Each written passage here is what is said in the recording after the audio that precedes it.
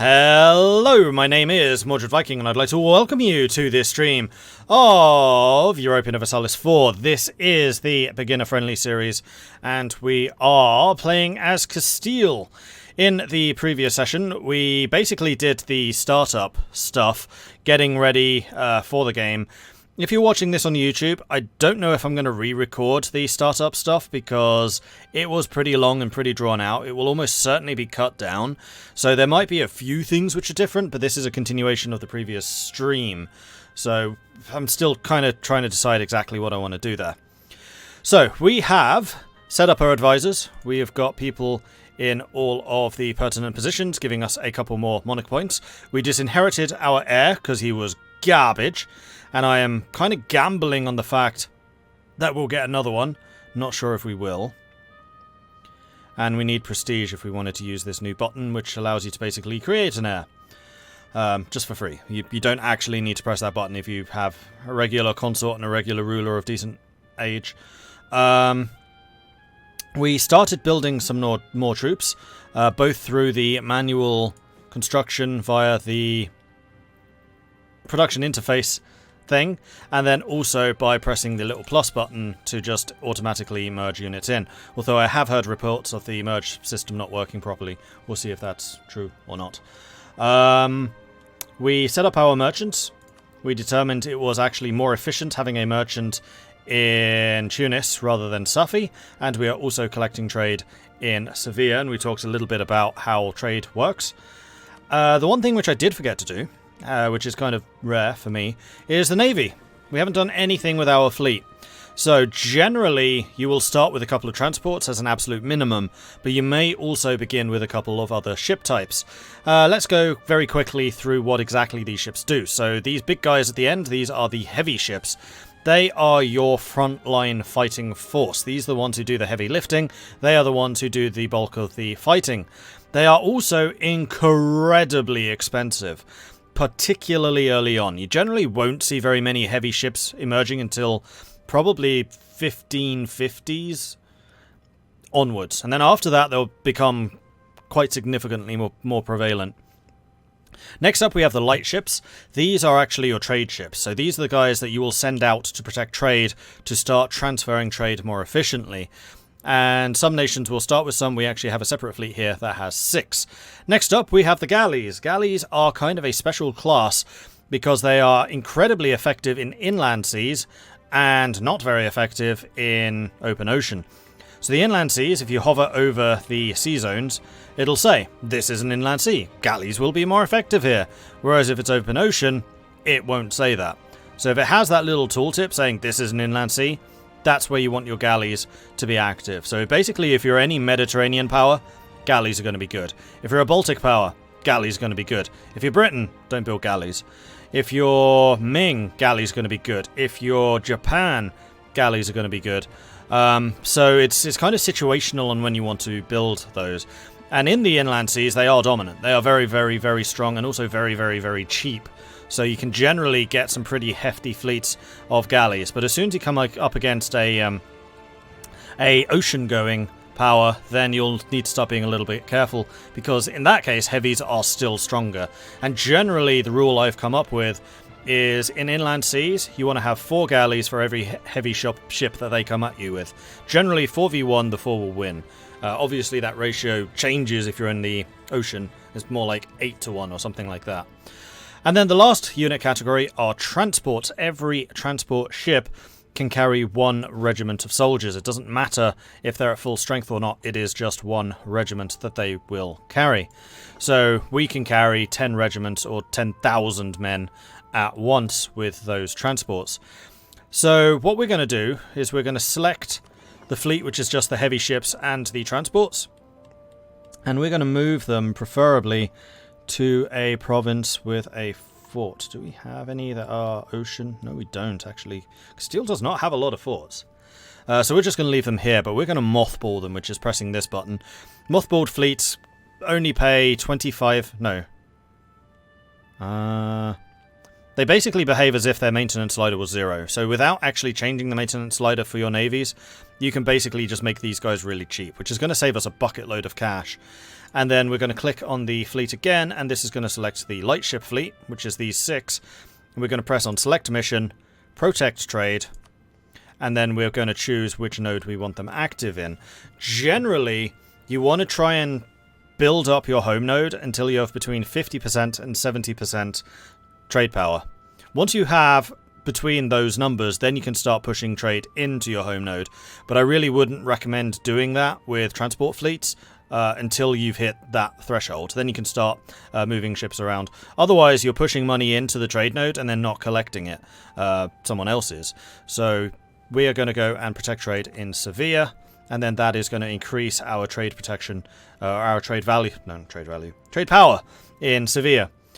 One note on that though, early trade ships, not great. They don't provide a huge amount of trade power. Generally, I will wait until level 9 to really start building trade ships. At level 9, diplomacy, so once you have level 9 diplotech, that's when you can really start to work on getting more barks, or caravels as they would be then, and getting those light ships.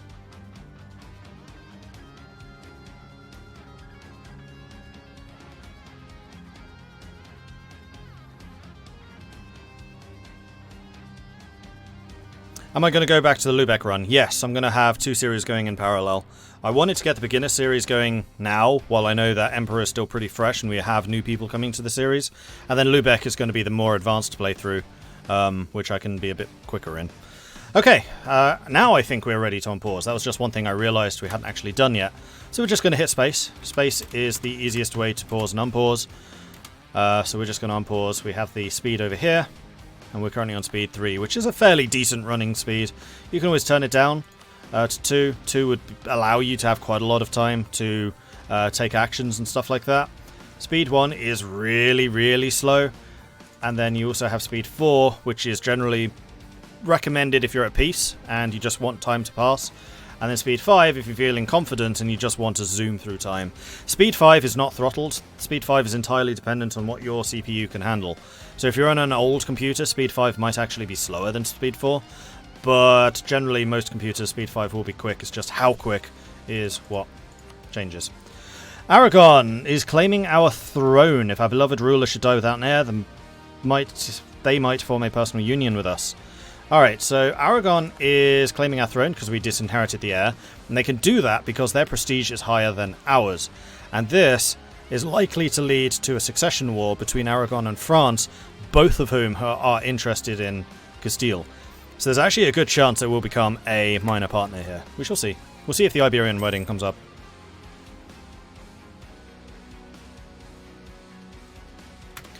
Aragon started to influence nation on Britain. Aragon's a great power. They are as well. Interesting. So these are the great powers. These are the 8 mightiest states throughout the world. This is primarily determined by development, although the development of any vassals will also count. Although I think only half? Yeah, half of subjects. So it's your own development plus half of any vassals. So France is going to rise through the ranks pretty quickly as they begin to integrate their various vassals. And then this is further modified by your technology level. If you begin falling behind in technologies, then your development value in terms of great power will also start to drop off. So for example, Ming currently is in first place, but as Ming drops off technologically because most early institutions start in Europe, then they will start to fall down the chart, and then the European powers will start to take over a bit more. Great power status means that you will have access to various abilities, for example, Influence Nation, which is what Aragon did. That is basically the ability to spend a chunk of money to increase the strength of another smaller nation. So for example, if we went to Brittany, we are also a great power, so we can do this. So we go to the Great Power Actions, which is here at the bottom, and then Influence Nation. This will cost you a chunk of money, dependent on their development. So the more developed they are, the more this will cost you. And then they will basically gain +1 in every monarch point. So this is a good way of boosting their technology, or their ideas, and of course their development, if they have surplus. And it will give you power projection, I believe. I'm actually trying to think, what does this give the Great Power? Oh, it's +1 in the lowest category. Sorry, it's not in all of them, it's in the lowest. Thank you, Faceless. It gives you relations. Yeah, I know that. But does it give you power projection or prestige? It's not an ability I use very often in single player, but in multiplayer I do. Trust. Ah, interesting. Okay. Right, so here we can see that we've just built our units, and the units are indeed automatically merging, so they will move from La Mancha to Toledo, and there we go. They're now in a 14 stack. Whereas the guys that we built manually just stand in the province that they were built in. You will need to wait probably a month, because new units are built with 0 morale, but after that month you can send them to the main army, and they'll move in. Click and drag around them, and then just merge. I do this by pressing G, it's a hotkey. And there we go, we now have another stack of 14,000 men. England has declared war upon France. France tells us of the events of the surrender of Maine, where among the possible options they went with time to teach them how to war.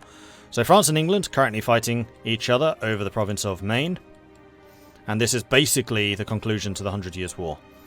This is an event which is scripted to happen, and these two will almost always go to war.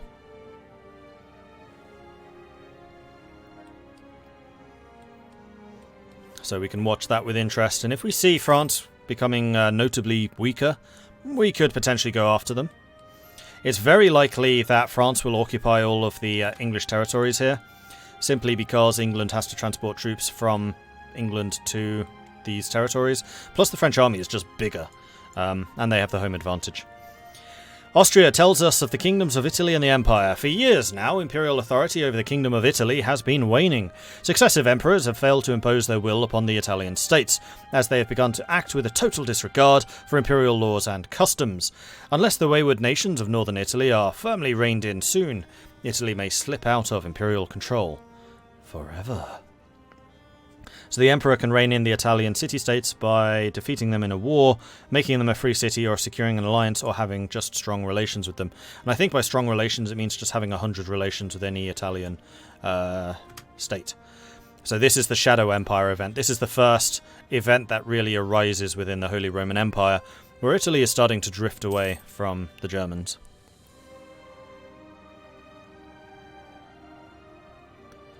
Alright, so we are... and you can see these tooltips just by hovering over, gaining a fair amount of prestige. So the way the prestige works is it will trend towards a normal, towards a number.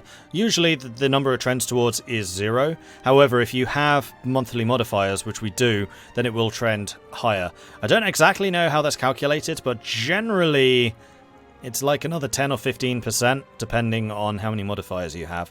So we're gaining 3.4 prestige a year. We're currently at minus 39. That is also going to get a little bit more of a buff to trend towards 0, and then probably above 0 to maybe plus 10, plus 15, because of the stacking modifiers we have. It's the same system for legitimacy. Legitimacy will try to trend towards 100.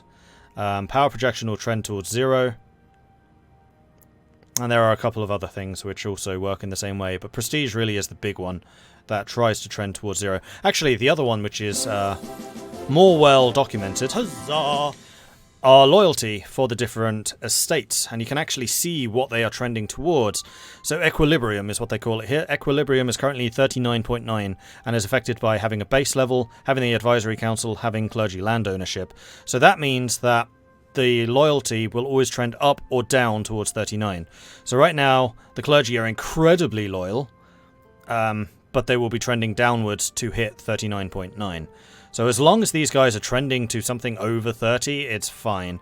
And it actually shows that the nobility is going to be very loyal. They're trending towards 37, so even though they're currently on 36, they will be increasing just naturally. I'm wondering if there's any other privileges we can take from the clergy which will cost loyalty, because they are very, very loyal right now. Religious state. This will also cost us crown land, though, which I'm not willing to spend. Missionary maintenance cost. We don't have any missionaries in action, so that's not useful. Oversight by the clergy. No further modifiers, no effects upon being granted. Okay. I guess that's just a way of getting loyalty and influence.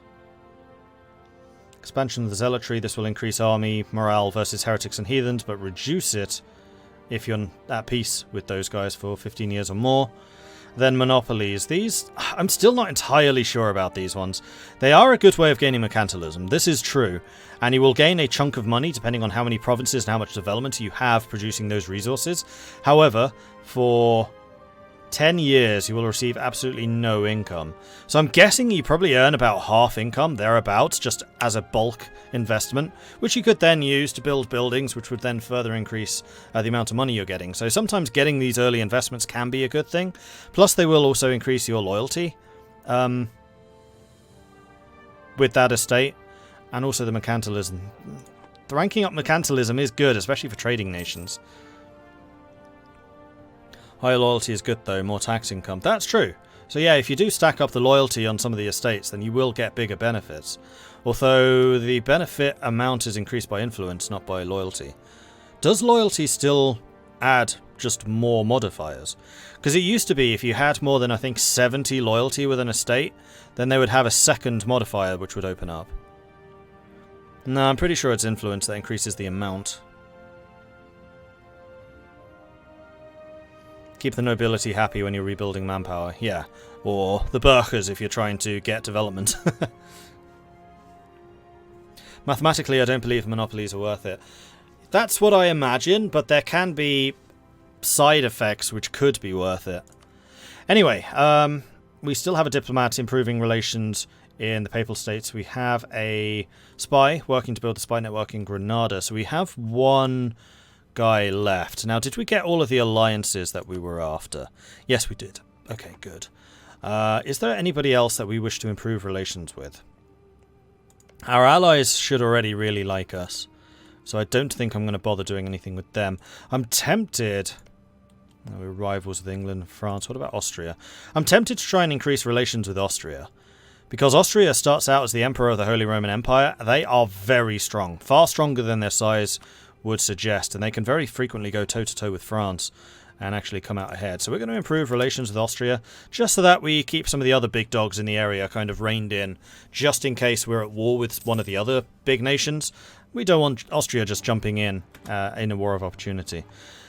My king, we have lost Alvaro de Luna, so we need to go and hire a new general, and we can do that by clicking on the no leader. That's where you assign generals, and then just recruit general. This will cost us 50 military, or we can make our ruler the general. This will cost no military, and will also not cost any maintenance. Rulers are free. Juan II is useless, but we're going to put him in charge, and we're going to continue drilling. And I'm just pressing the hotkey here. You can press that button, you can just press J. I tend to use the hotkeys for army maintenance. I'll try and explain what hotkeys I'm using as I do it, but sometimes I may forget. Muscle memory and all that. Hey, Glenus. Playing Victoria to as Korea. Okay, that's a nation I've never played as in that. I'm guessing they start unciv? Because Japan does. Increase relations with Austria till they too claim your throne. I mean, it's Austria. They're going to claim everyone's throne. Habsburgs. Habsburg's going to Habsburg. Trade dispute with Holland. So Holland is currently embargoing our nation because they're probably trying to raise some money, although I don't really know how that benefits Holland because Sevilla does not flow into the English Channel, which is where the Dutch collect. So that is a very dubious action there by the Dutch.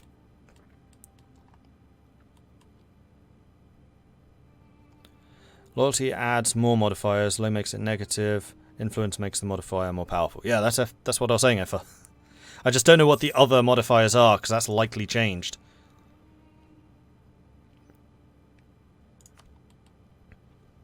And unfortunately, the tooltip doesn't say. They did say that they were updating some of the tooltips. There's just been a new update, by the way. And that doesn't seem to be one of them. Although the tooltip for Crown Land, they said they've fixed.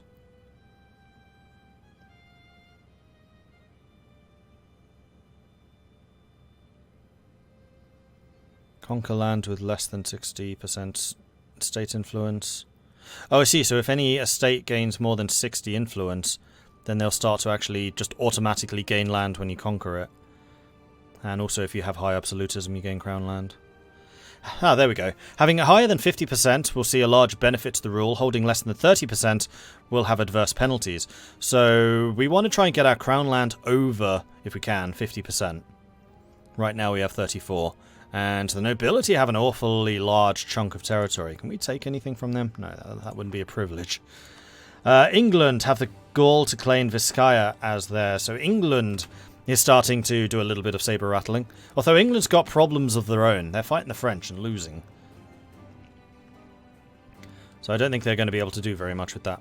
Now, when does the truce with Granada end? If we hover over the white flag, we can see, and it's February 48. So we've got another 2 years. We just gained another cardinal. And the extra cardinal does mean that we'll be gaining even more papal influence. Every cardinal is 0.5 a year. And then that's been further modified by 27% now that we're starting to increase relations with the Pope. Do provinces develop on their own over time?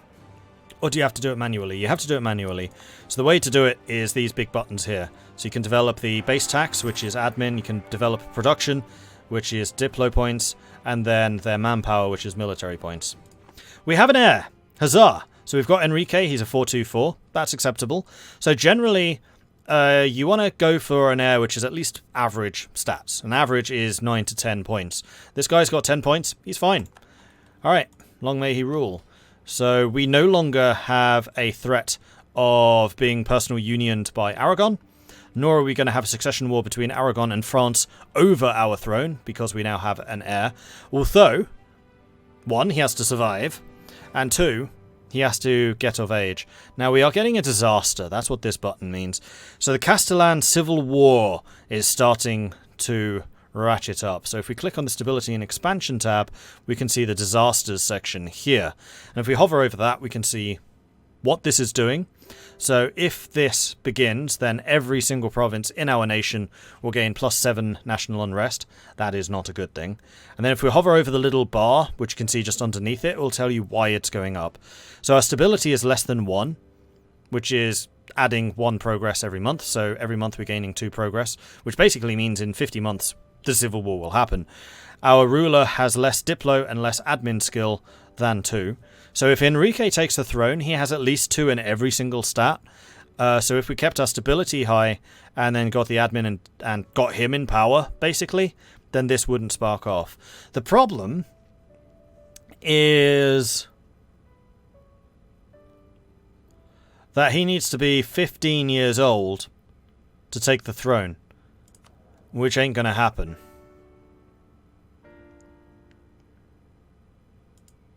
So it is incredibly likely that the Castellan Civil War will trigger. So we want to make sure that we keep our armies well maintained. We may also wish to invest in getting a second commander for the second army. And I think we're going to do that. Now, one other thing I want to point out here is every time you recruit a general, you get professionalism. And I was talking earlier about how professionalism is incredibly strong. Professionalism is this bar up here. Oh, and one other thing I did forget to point out is these icons basically unlock new abilities. So once we hit 20% professionalism, we can start building supply depots. These will dramatically increase how many troops you can maintain in a single province. If you have more than a certain amount, which is determined by the supply, which you can see here, then you will start to take attrition just by having too many men there. So here in Asturias, we can have up to 33 regiments. I keep wanting to call them divisions. Hearts of Iron! So we can have up to 33. We currently have 14. We're fine. But if you're leading large armies or if you're going into areas with limited supply, then having those will be useful. If you're at 40%, you can refill garrisons. You can use your regular army soldiers to fill a garrison. So if you've just been besieged in Burgos, for example, and the numbers are a bit low, you can refill the garrison from the army, which is one of these buttons. That one. Then you can immediately bring them back to full strength. If you're fighting a war where you've just taken a siege and then you need to back off and you're expecting an enemy to counterattack almost immediately, that can be really useful. Then at 60%, you regain manpower when disbanding. So if you actually just dismiss a unit by pressing the disband unit, ordinarily the manpower is just gone. There's no point disbanding units unless you simply can't afford them. And in that case, it's generally a good idea to reduce army maintenance.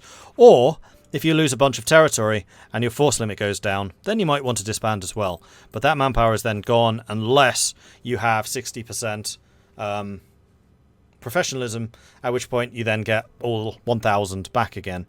So that can be quite useful if you're trying to consolidate armies during a war. Reduce morale taken by reserve. So if we were fighting in a very narrow battlefield, say 7,000 men would be facing off against their 7,000, and then we will have 7,000 who aren't in the fight, because there's simply not space for them. Those 7,000 will also take morale damage as the battle goes on. However, with permanent army, they take half of that morale damage, which means that with a high professionalism, your big armies will fare a lot better against enemy big armies. And then finally, at 100%, generals will cost half as much, and army drill is doubled. So your units will simply drill faster because they're not contributing to professionalism anymore. And that's also true, yes. Effa, if you have units which are under strength, instead of just disbanding units, you may as well merge them, because merging will automatically delete units which are at 0 manpower. And there's another hotkey which is a little bit more advanced, but I'm going to touch on it anyway, which is very useful. So if you hold down Shift and then consolidate, then you will not lose the units which are on 0 manpower, so it will still consolidate everyone up to full strength, but it will not delete the 0 manpower. So if you're just trying to replenish units, or just before you're about to fight a battle, it is a good idea to try and keep your units as big as possible, your regiments as big as possible, because weakened units do fight at a lesser strength level, and if you have lots of very weak units, then we're going to have that reserve issue that we were just talking about. So it's a lot better to have big full units fighting, and then the zeros which just replenish manpower over time. So there are multiple different ways of managing that. The other thing I wanted to talk about is the stats of your general. I know that we talked previously about what fire, shock, maneuver and siege actually do, but there at the bottom it says this leader will get between 2 to 7 pips. That means that they will have between 2 and 7 of these dots in total, not in just one category, in total.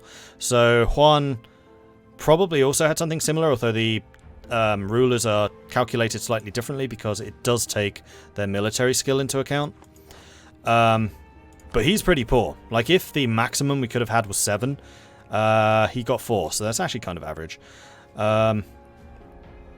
The way to modify how many pips you get is there are national ideas which will add, say, +1 leader shock, or there are general ideas which do the same. So for example, if we go to defensive ideas, we can see here it says land leader maneuver +1. So all generals that you hire after you get this third defensive idea will gain +1 maneuver pip for free.